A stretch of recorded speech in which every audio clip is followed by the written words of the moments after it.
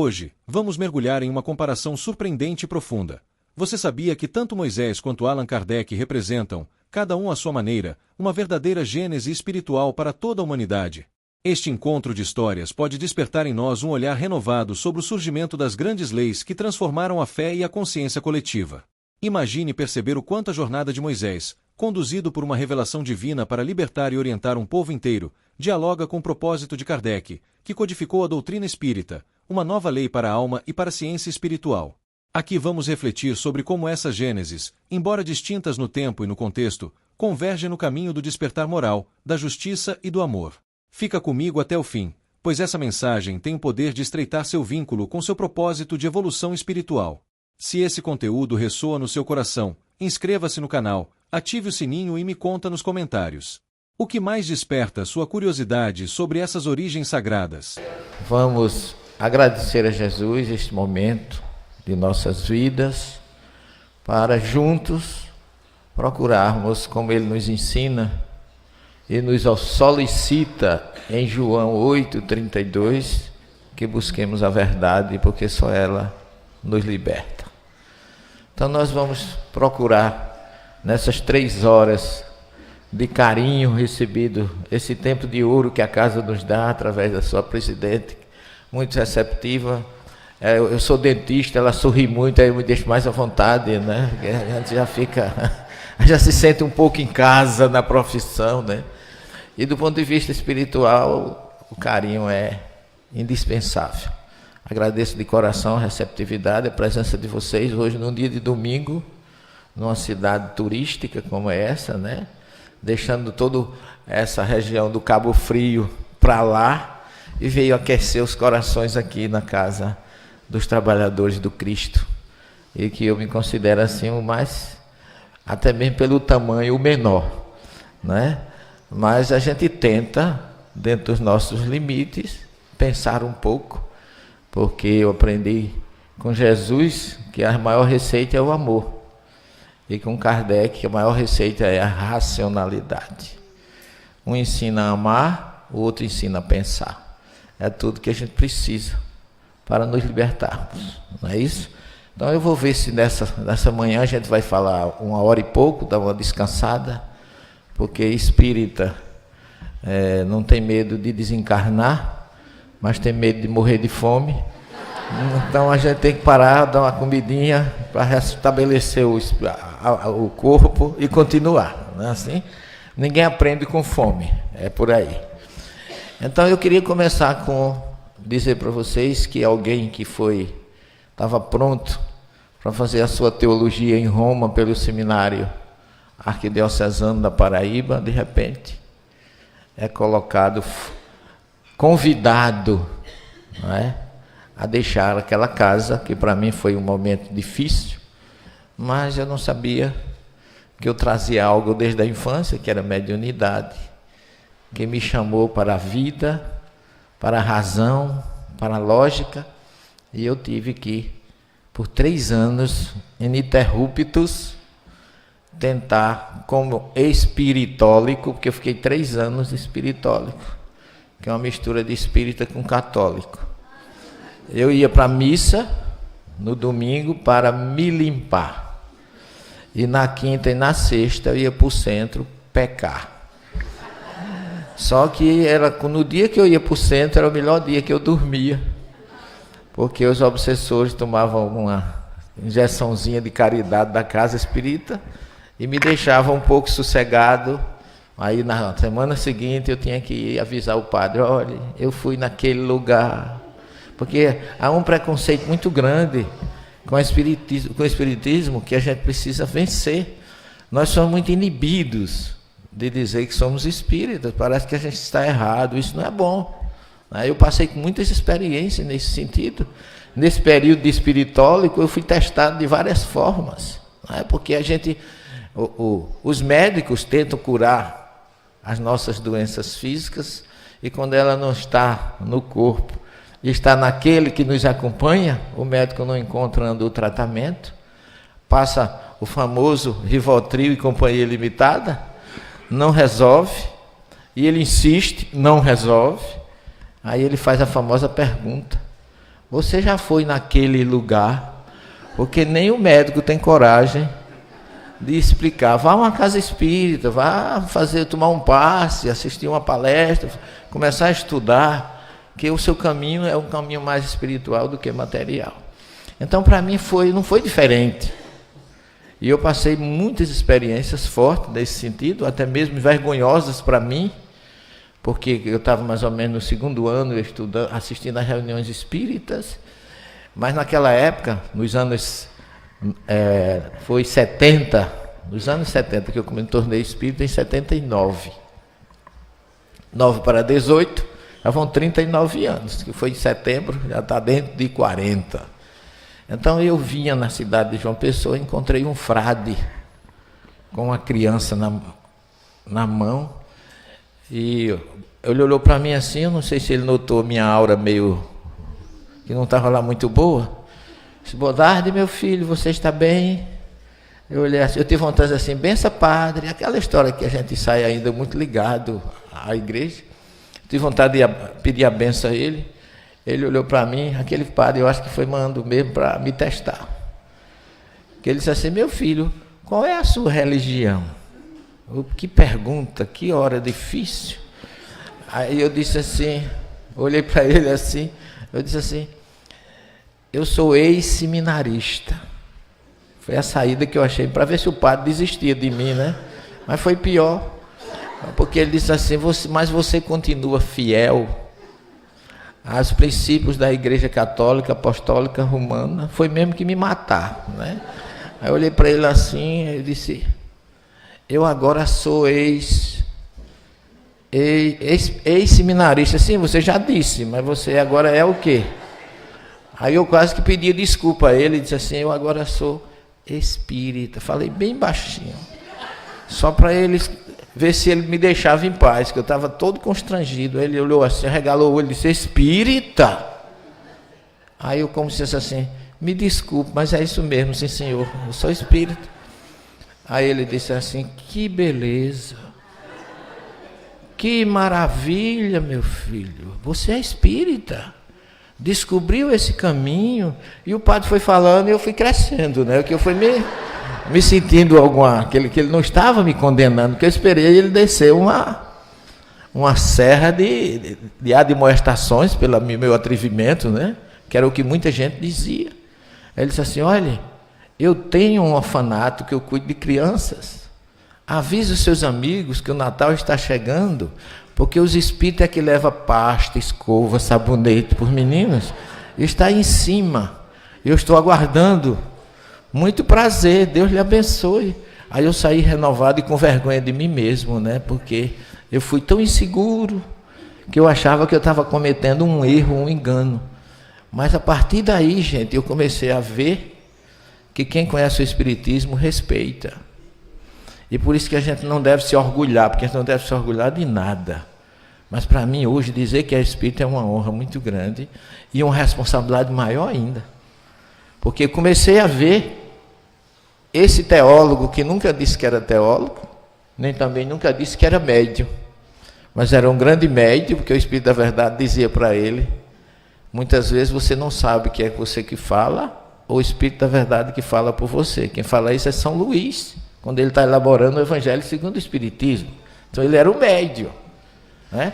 E a teologia de Kardec nessa obra, que nós estamos completando 150 anos esse ano, é fantástica. É um livro onde Kardec se revela como ele realmente é. E ele começa, olha o título da obra: A Gênesis, os milagres e as predições segundo o Espiritismo. Então Kardec, nesse livro que não tem psicografia, não tem mensagem de espírito, ele se revela como ele realmente era. Um homem honesto, sincero, um pesquisador, um inquiridor que buscava a verdade que realmente liberta. E teve coragem, que aí é ele, de falar de origem, segundo Moisés, porque a Gênese aqui não é a Gênese dele, é a Gênese de Moisés, que ele está falando. E os milagres e as predições no Evangelho. Porque ele já tinha feito uma obra que é o Evangelho segundo o Espiritismo, onde ele tirou só a essência moral. Mas aqui não. Aqui ele foi em pontos difíceis de se resolver. E de uma forma forte. Então esse livro, as pessoas às vezes dizem assim, quem não conhece o hebraico, o grego e o latim, como é que faz? Eu digo, leia a Gênesis de Kardec.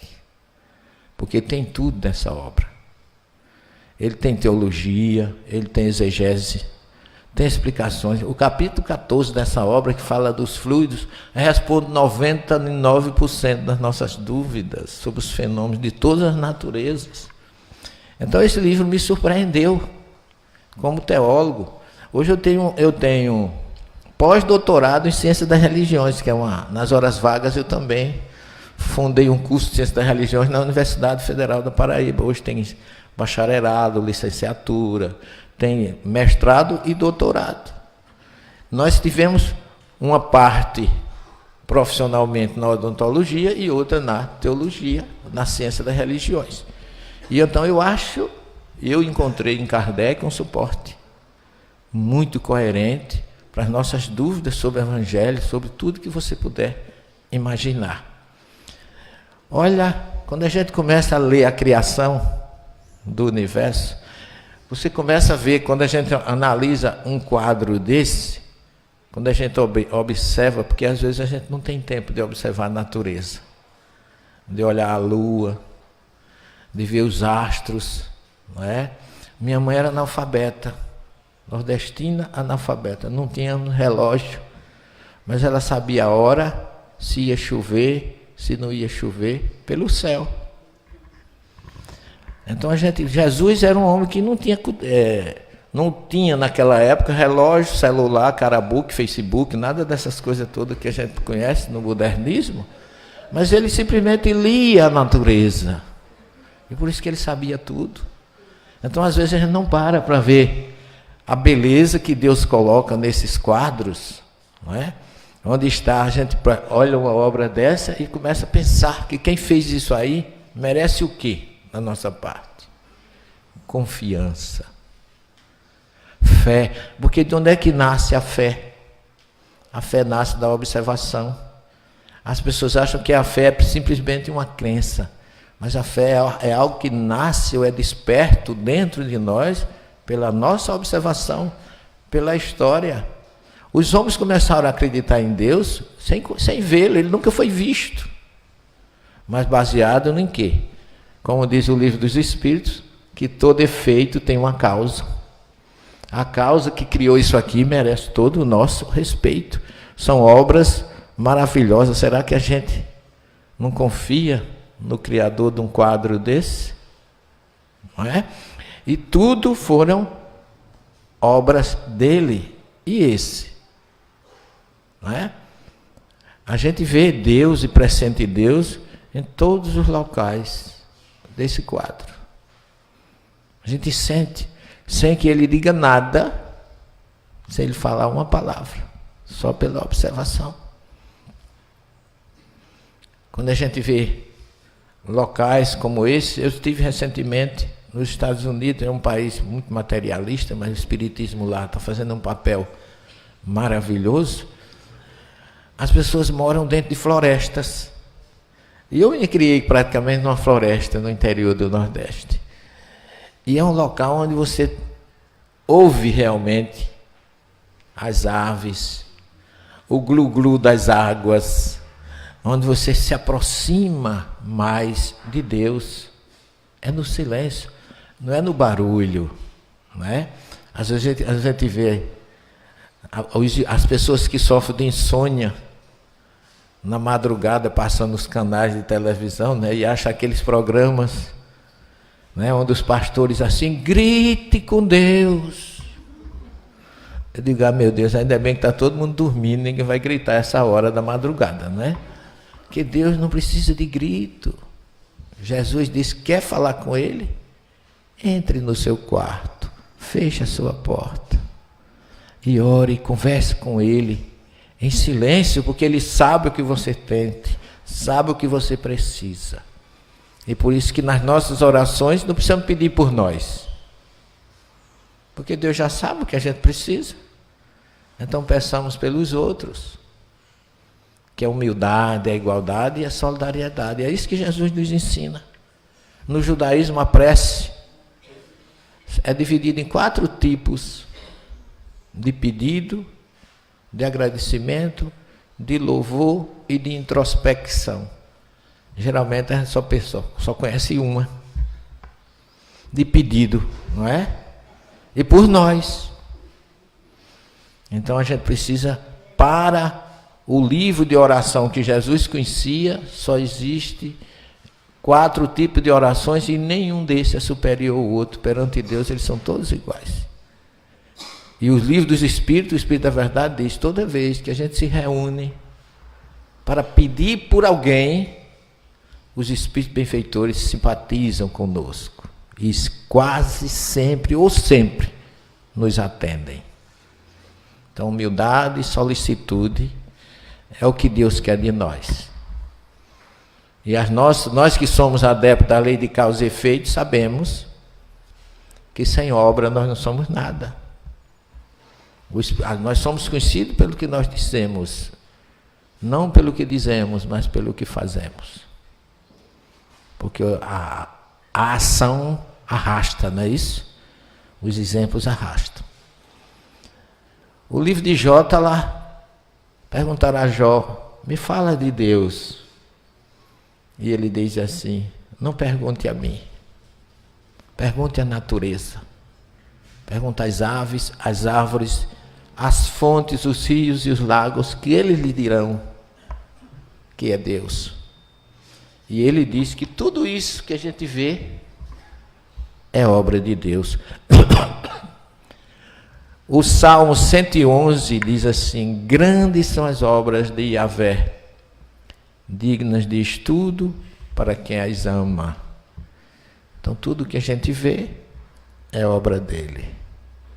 Amemos e respeitemos e trabalhemos, porque essas obras estão sob hoje as nossas mãos.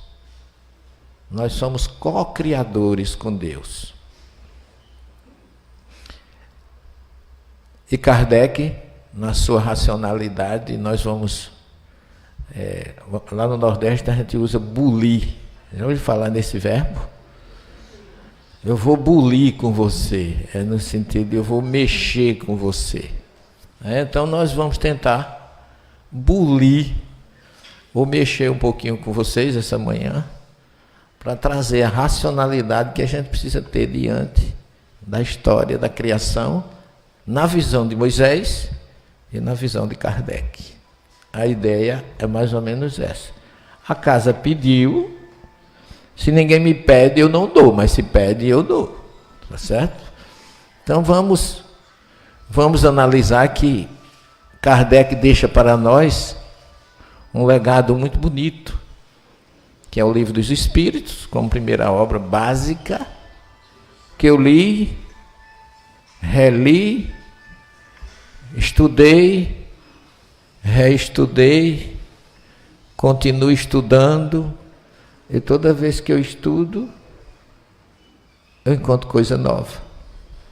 Ele me perguntou: gente, eu não passei por aqui já não? Não sei se vocês têm essa sensação, né? Significa que a gente está amadurecendo o nosso conhecimento, não é? E a Gênesis, que é essa última obra que nós estamos falando, que é o nosso foco hoje, ele concluiu em dezembro de 1867.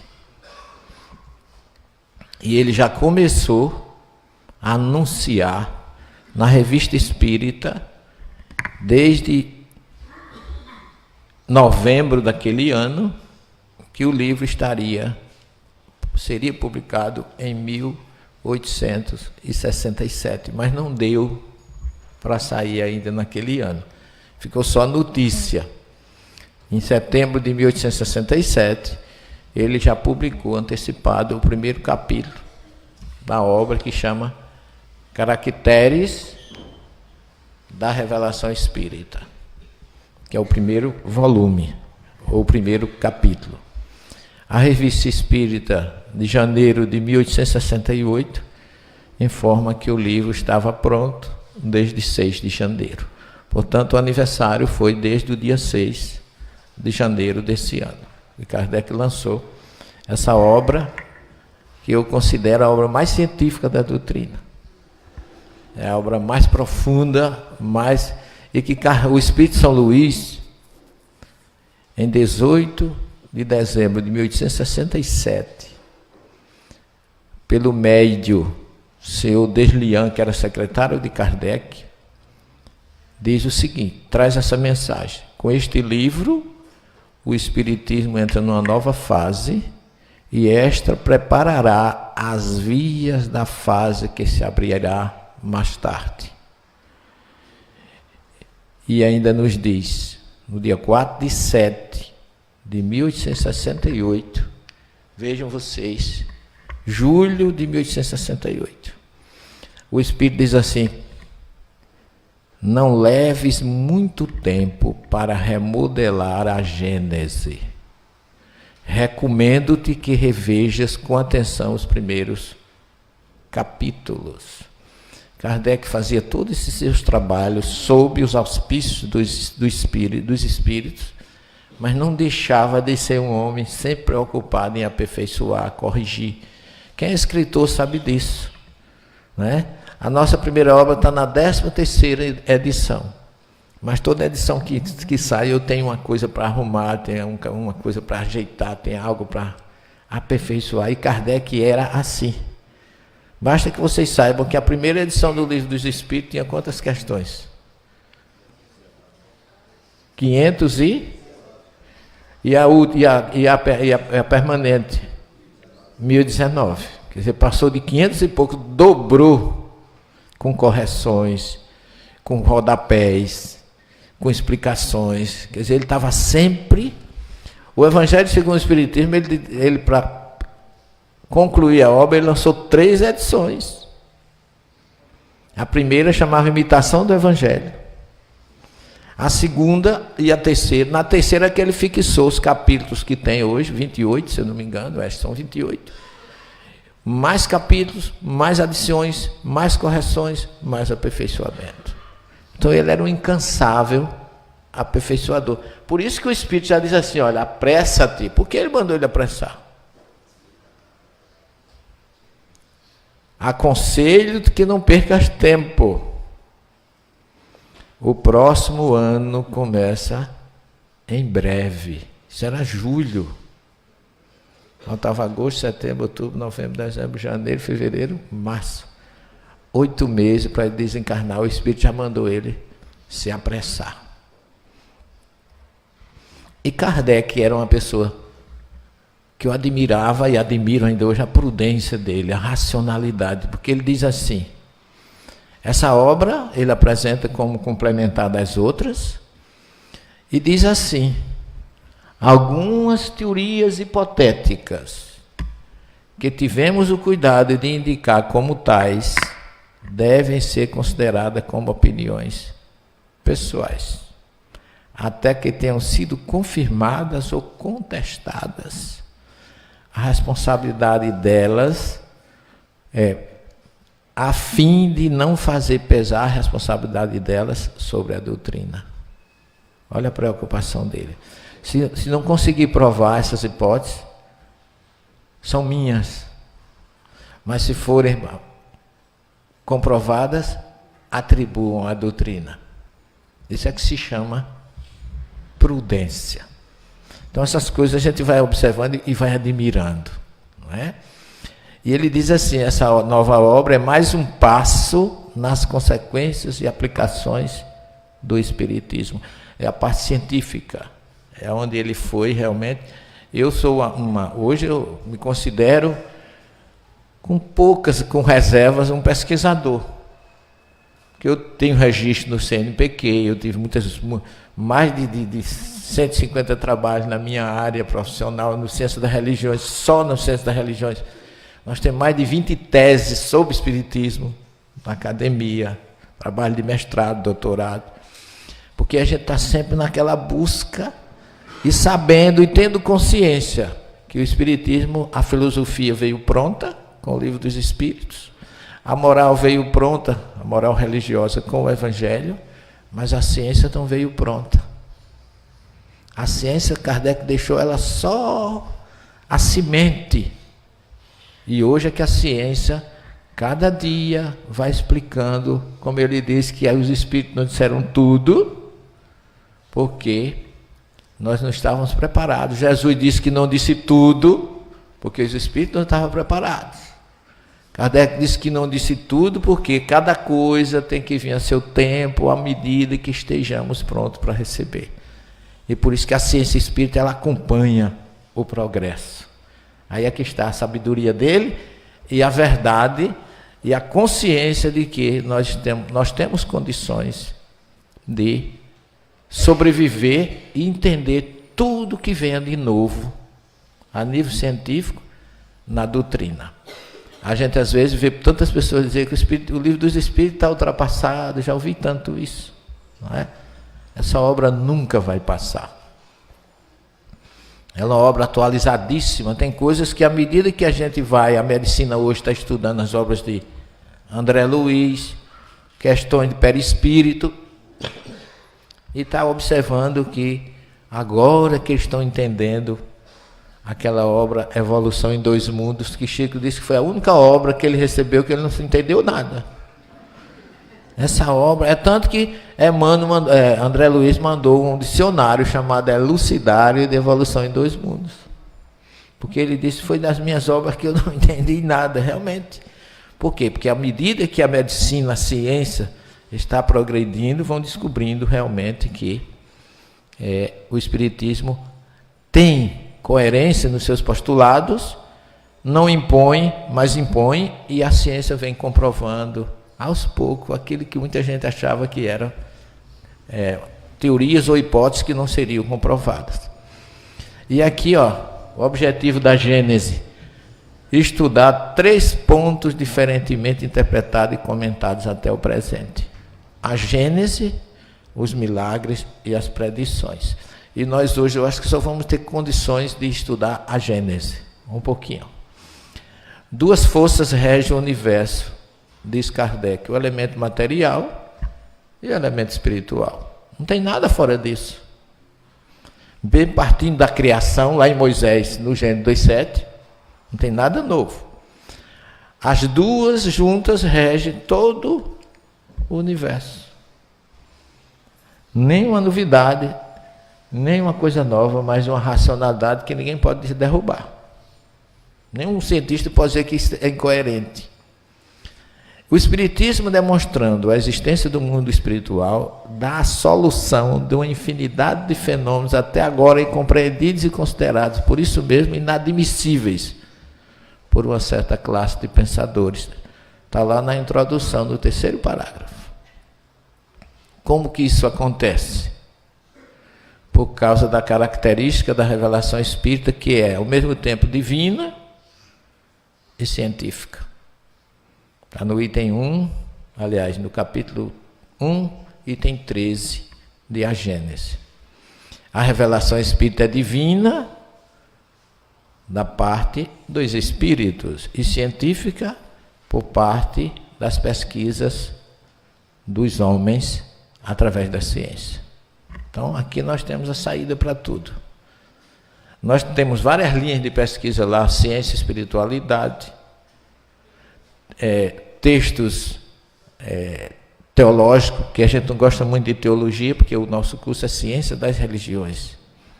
Mas trabalhamos muito com as 2 partes sem nenhum problema. E Kardec, na sua sabedoria, ele diz que a ciência pesquisa as leis da matéria e o espiritismo se ocupa das leis do espírito, o que é muito natural.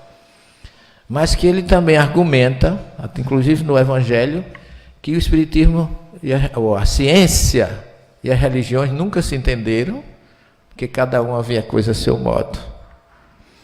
E por isso, espiritismo e ciência têm, segundo ele, que caminhar lado a lado, porque um não pode existir sem o outro.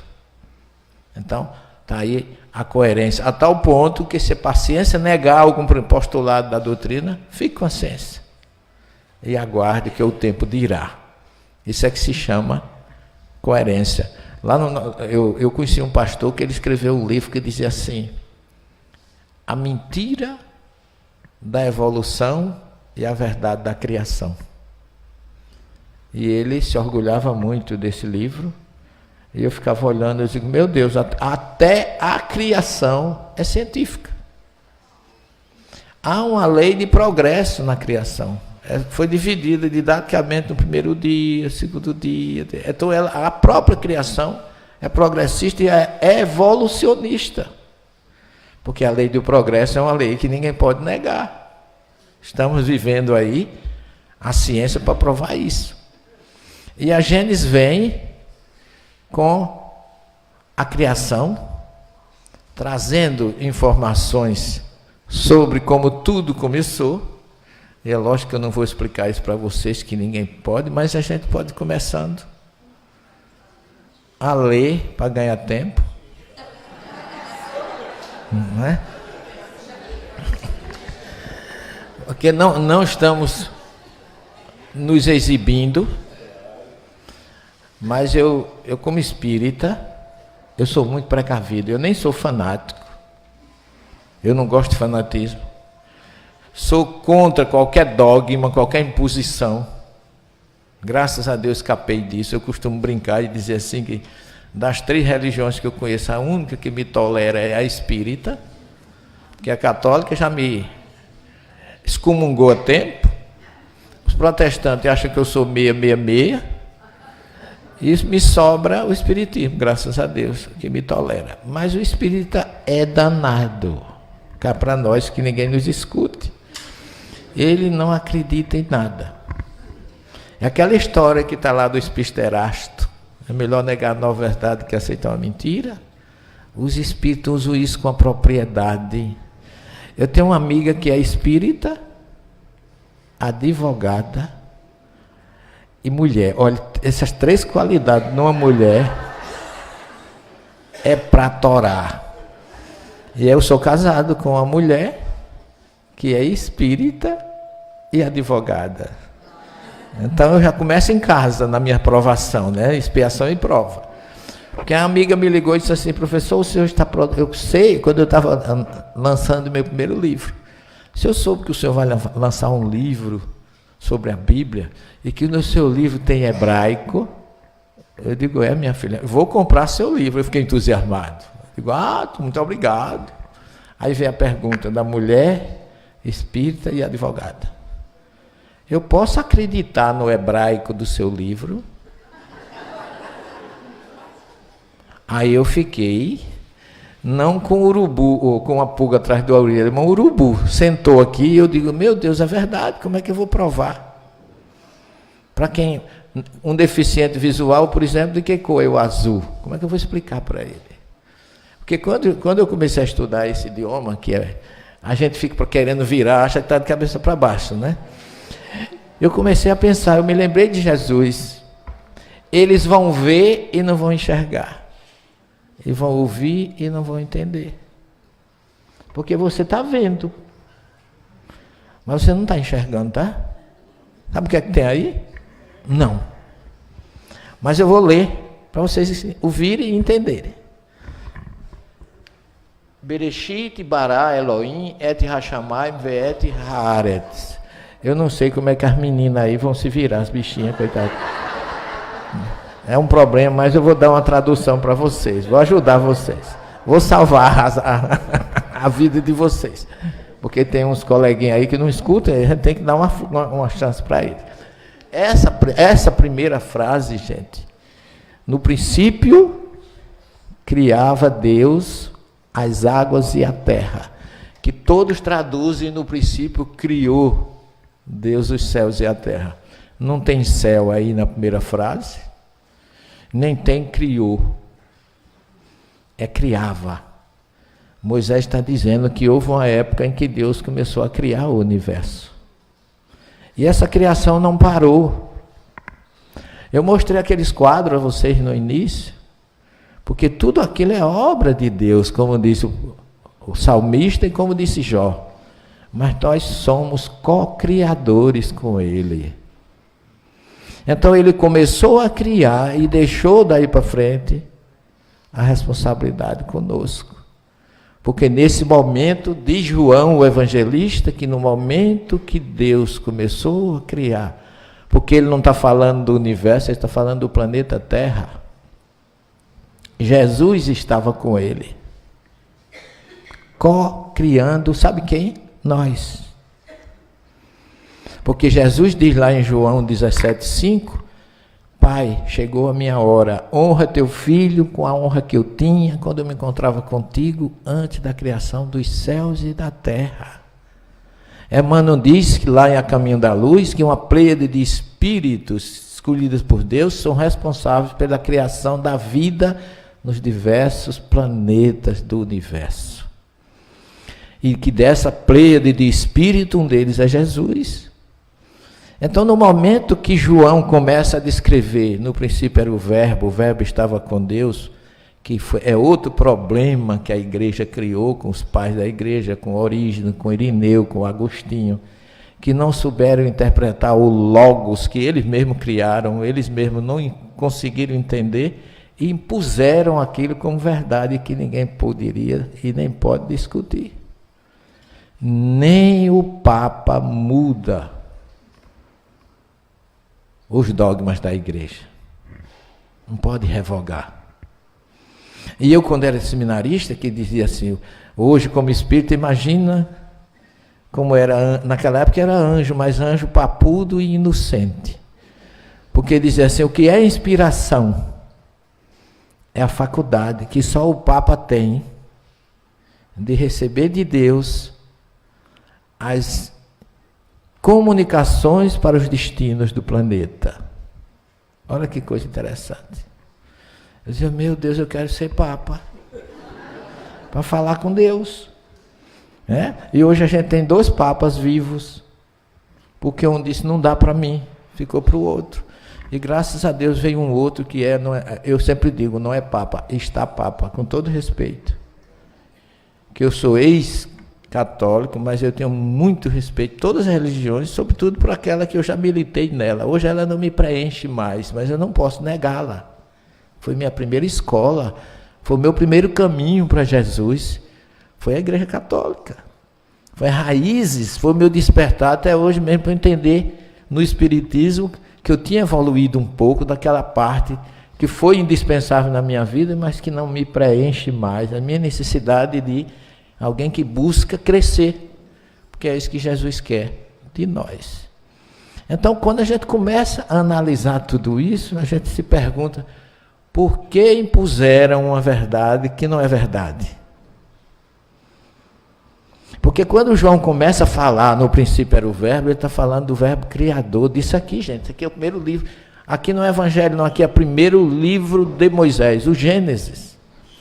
Então ele está falando que houve uma época em que Deus começou a criar esse universo, mas ele começou a criar através desse verbo que é bará. Bará só tem como sujeito Deus. Porque criar como Deus criou, e começou a criar, e ainda hoje cria, só Ele consegue.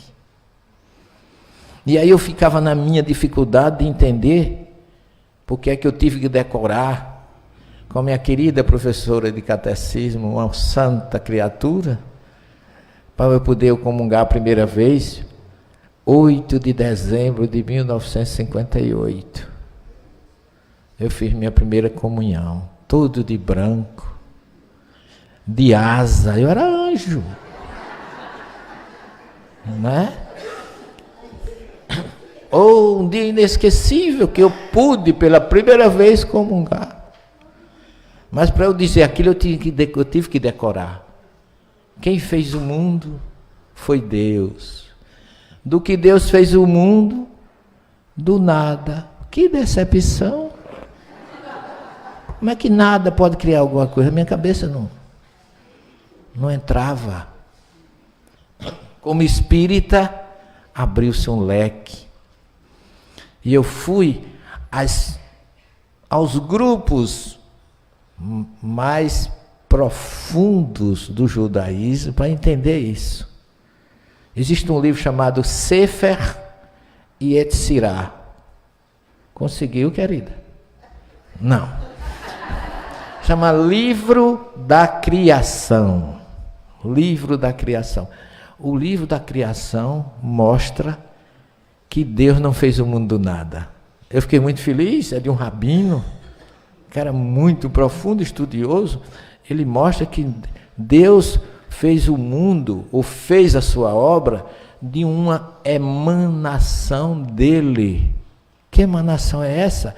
Nós podíamos chamar de ectoplasma de Deus, ou fluido cósmico universal, que vem dele, que emanou dele, que eles têm um desenho, parece umas taças, que da taça vai caindo um líquido, e a cada nível daquela taça forma um mundo, o mundo da criação, o mundo da formação, o mundo da matéria, até formar o reino material. Há um gradiente de evolução, desde o fluido mais purificado de Deus, que vai passando por etapas até chegar no mundo material. Está dando para entender ou eu estou obsediado? O que é que vocês acham? Eu estou chamando só para reflexão.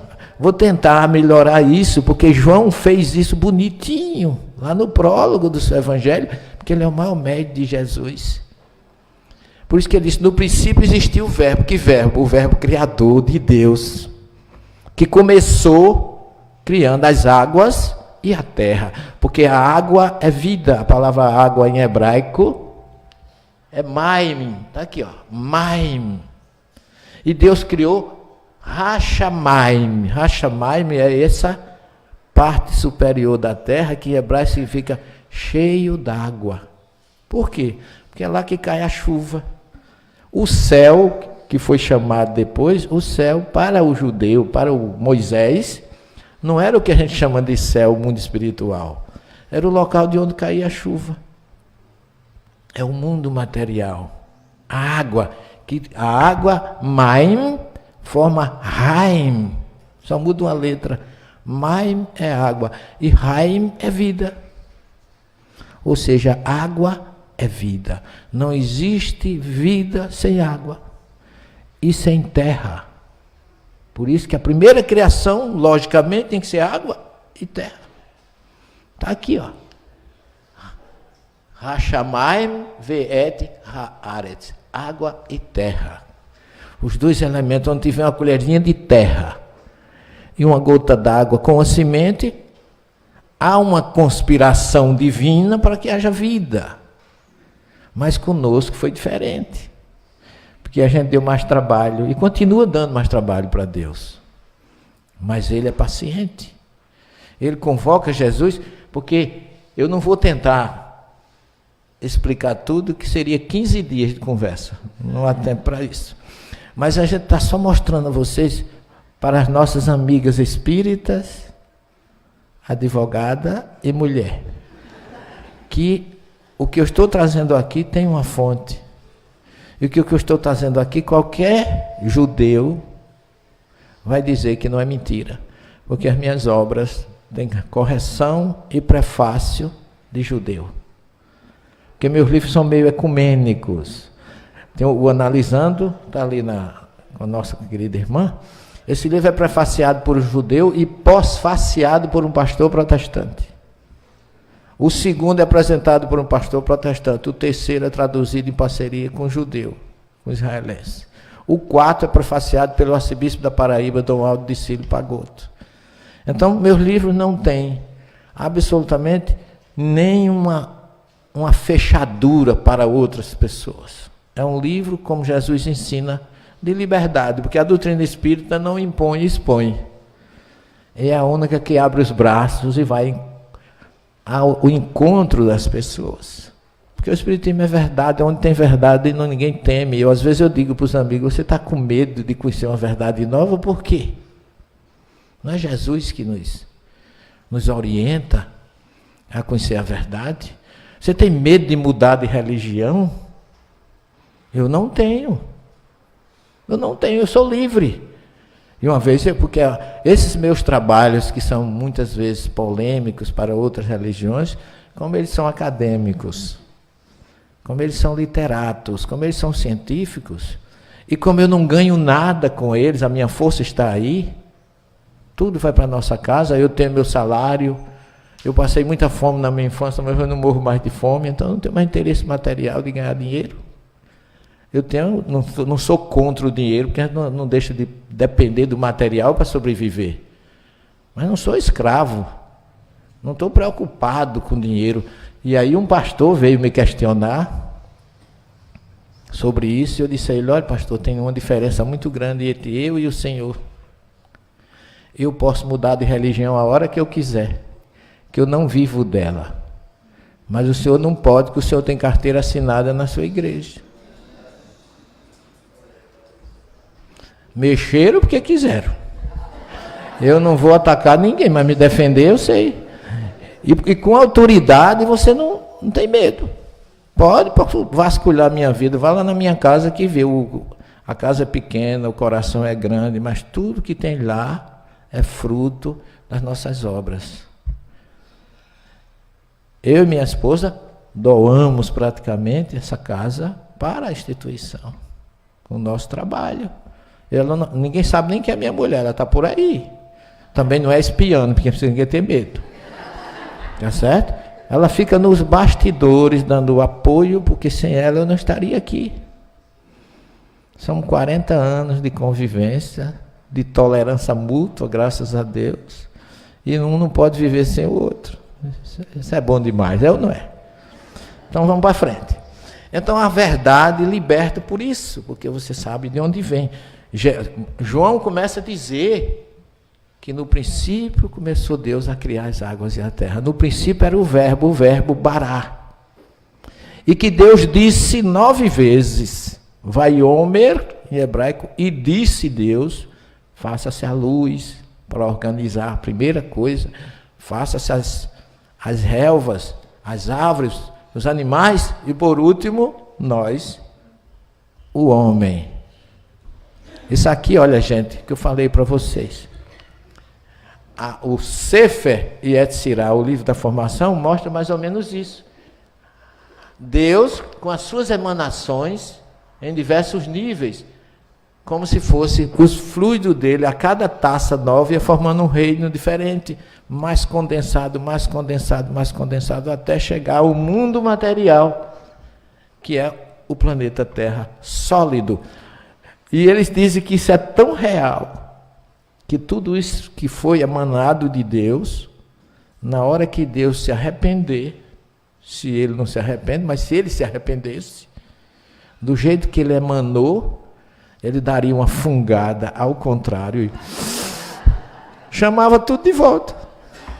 E acabava com a festa, porque veio o que veio dele. Porque é que quando a gente desencarna, o que é que diz? Deus fez o homem do pó.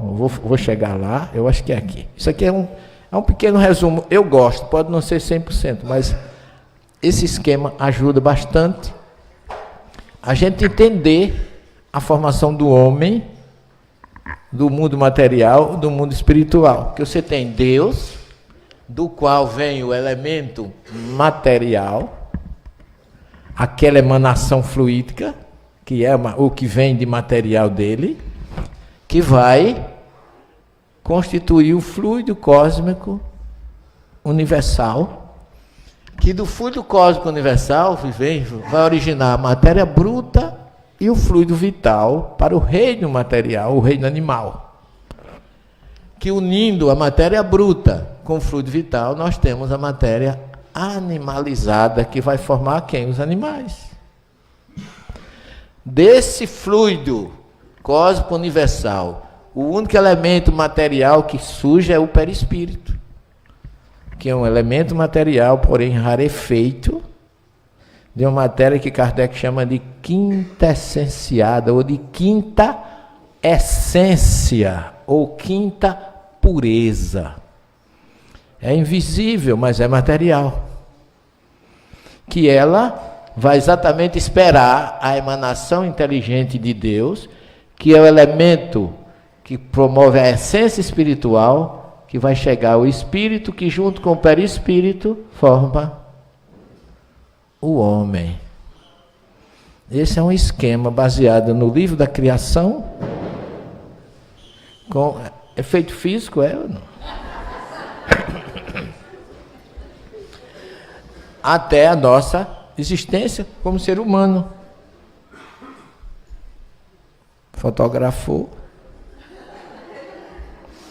Lá na faculdade os meninos dizem assim: professor, peraí. Eu digo, estou perando. Que estudante é fora de série. Mas aí, gente, aí vem a nossa criação. Mais trabalho para as meninas, coitada. Porque aqui está dizendo como é que nós homens fomos criados. É uma repetição daquele esquema, só que no original, mostrando que Kardec trouxe lá de Moisés tudo que está na Gênesis sobre a criação. E que Bíblia e Espiritismo não se antagonizam, se completam. E que o Espírito Israelita, na introdução do Evangelho, no primeiro capítulo do Evangelho segundo o Espiritismo, ele diz que Moisés iniciou a obra, Jesus continuou e o Espiritismo concluirá. Então são 3 revelações que se completam. Como estudiosos das religiões, as pessoas falam das religiões monoteístas reveladas. Que religião monoteísta revelada seria? O judaísmo, cristianismo e islamismo. E hoje falo mais de 3 religiões reveladas: judaísmo, cristianismo e espiritismo. Eu vejo assim. O Islã não deixa de ser uma revelação que se enquadra, por incrível que pareça, no amor, no perdão, na defesa da vida. Esse fundamentalismo que a gente vê aí, não culpe os nossos irmãos muçulmanos que eles não concordam também com isso, porque o Corão diz assim: todo esforço que for feito para salvar uma vida é bem-vindo e bem visto aos olhos de Alá. Então, se há algum desvio disso, é fruto também da má tradução, da má interpretação, como a gente sabe que todos nós somos vítimas disso. Então, oremos a Deus para que a paz seja o que prevaleça, o bom senso. Mas, gente, isso aqui é a criação do homem. Eu quero chamar a atenção, vou fazer, já estamos, são 11 horas, não 10, né? 10h05, ainda tem um tempinho para explicar isso aqui, aí a gente dá um intervalozinho, que vocês já estão ficando com cara de fome. Eu estou vendo. Então aqui é o seguinte. Eu mostrei para vocês que tudo é formado da emanação divina, que é o verbo bará, lá no primeiro versículo. Tá certo? Significando que a matéria original, ou primesca, ou privesca, como chama Emmanuel, ela é pura e derivada de Deus. É a origem de tudo, vem dali. Vamos melhorar isso para a gente, vamos chamar isso de fluido cósmico universal. De onde vem tudo, tá certo? Mesmo do próprio Deus lá no Gênesis. Só que, depois dessa matéria, você não cria mais nada. Tudo que você vai fazer a partir daí, você vai utilizar a matéria original. Por exemplo, Deus criou as árvores da sua emanação divina, não foi? Da árvore você extrai a madeira. Da madeira você forma isso aqui. Não é? Mas você formou aqui, o verbo aqui não é criar, é formar. E formou o homem, esse púlpito, da madeira. Ele não formou a madeira. Ele não criou a madeira. Ele pegou a madeira formada e formou isso aqui. Moisés faz a mesma coisa com a criação, porque ele mostra os 6 dias da criação, emanando de Deus, de Elohim, que o Deus da criação é Elohim, é esse aqui, ó, que está lá atrás, que é o Deus, segundo os hebreus, do mundo material. Elohim criou a água, a terra, as aves, as árvores, os peixes, os animais, mas não criou o homem. Quando ele se preocupa na nossa criação, ele não diz faça-se o homem. Ele usa o verbo no plural. Façamos. O que dá a ideia é que ele não está só. Guardem isso. É importante para o que vem agora, para o raciocínio de vocês. Moisés diz assim, o verbo lá era bará, aqui ele usa o verbo va-itse, e formou, não é criou. E formou Yahvé com Elohim. E aí, gente, se você não tiver no texto original, os tradutores colocam assim, e formou Deus o homem do pó da terra. Não é isso que a gente lê lá? Mas no original, no Elohim, que já formou água, terra, erva, árvores, os animais que voam, os peixes, os répteis, tudo foi Elohim que formou. Mas na hora de formar o homem, surge outro nome de Deus aqui, que é Yahvé, que eu grifei. E formou Yahvé Elohim. Elohim não está só, está com Yahvé. Estão captando? Observando, tem um nome a mais. Se eu voltar aqui, você vai ver que toda a criação lá, aqui ó, é Elohim. Ele está sozinho. No original, ele está só criando as águas, a terra, os animais. É isso que eu quero chamar a atenção. Na hora do homem,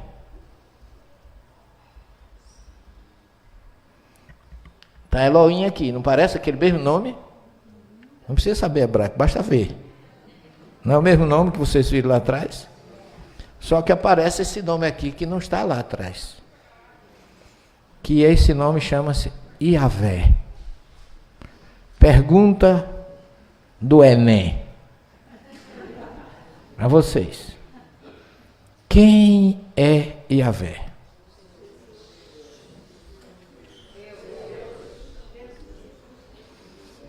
É Deus ou é Jesus?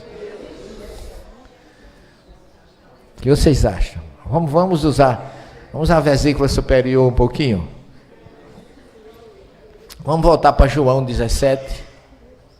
Vamos voltar para João 17. Quando Jesus realiza toda a sua obra entre nós, aí ele diz assim: Pai, chegou a minha hora. Honra teu filho com a honra que eu tinha, quando eu me encontrava contigo, antes da criação dos céus e da terra. Emmanuel fala que Jesus estava com Deus lá na criação, quando a terra ainda era fora do seu eixo. Quer dizer, Jesus estava junto com Deus assistindo tudo isso. E na hora de criar o homem, ele também estava. E aí Moisés, curiosamente não, sabiamente ou mediunicamente, que foi ele que escreveu isso aí, ele recebe de Deus a informação que ele não estava só criando o homem, e nem criou do verbo bará. Ele formou. Sabe por que ele formou? Porque lá na entrada é Aret, sim, hebraico é terra. Aqui não aparece mais Aret, aparece Adamá. É outro nome para solo. Só que a terra é o solo bruto, é o planeta Terra. Mas o pó da terra que foi tirado para formar o homem, não é da terra, é de Adamá. Adamá já é uma substância purificada da terra, porque o livro dos Espíritos chama de limo. Emmanuel chama protoplasma. E Moisés chama afar pó, min, aqui. Eu vou mostrar para as colegas, advogadas, mulheres e espíritas. Ele diz aqui, ó.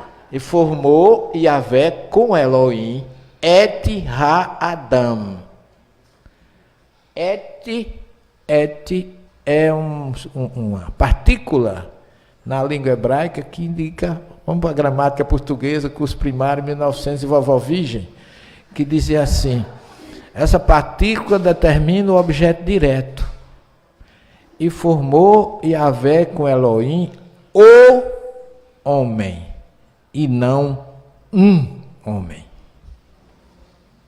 Tá certo? Et é o. Então não foi o primeiro homem, não foi um homem que ele formou. Ele formou homem e mulher juntos, gente. Porque o corpo físico do homem e da mulher tem todas as estruturas da terra. Tem água. As células reprodutoras masculina e feminina tem 99% de água. Tem sais minerais, tem zinco, tem cobre, tem ferro. A estrutura pura, ou limo, ou protoplasma, ou afar, mini, radamar, é o que tem de puro no planeta que vem constituir o nosso corpo físico. Tanto do homem como da mulher. Da pureza. Formou quem? Homem e mulher juntos. Mas isso aí ele formou o corpo físico.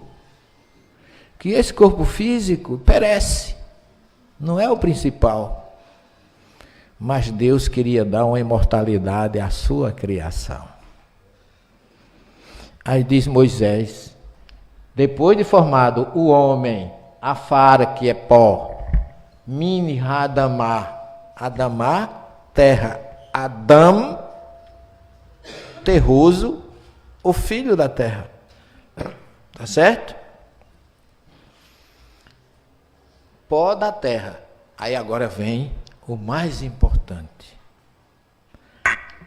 Vá ipar, ou ifar, e inoculou, introjetou, ou introduziu, Beapaiv nas faces, ou nas narinas físicas do homem, ele introduziu isso aqui, ó. Nishmat Haim. Sabe o que é Neshama? Neshama é alma, espírito. Emmanuel chama de centelha divina. Ele inoculou nas nossas faces a centelha divina que se chama Nishmat Haim, o sopro de vidas. Nós somos criados para múltiplas existências. Isso aí determina a imortalidade do homem. A imortalidade da parte espiritual, que é indestrutível. Tem dúvida sobre isso ainda? Não. Depois disso, Moisés diz, olha, quando juntou o material, que era o Adão, com o espiritual, que era o Nishmat Haim, o homem se tornou Le Nefesh Hayah, ser vivente. De barro, Afar, Mini, Radamá, pó da terra. Misturou aquela gororoba ali e formou o corpo físico, que é o barro.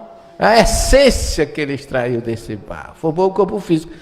E aí nós temos, por origem, o livro dos Espíritos, que é a alma, o Espírito encarnado, questão 134. Moisés está colocando a origem, e o Espírito da Verdade vem lá depois e define que essas duas partes é o que forma o que Kardec chama de alma, o Espírito da Verdade, que é o Espírito encarnado. Nós temos duas partes.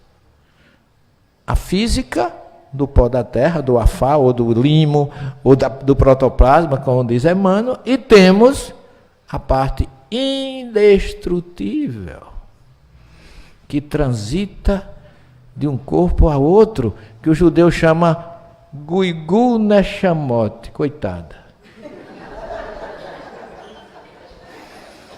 Que significa rodas Assim, ó. Rodas da alma, que ela transita ou gira de um corpo para outro. Ok? Melhorou aí o...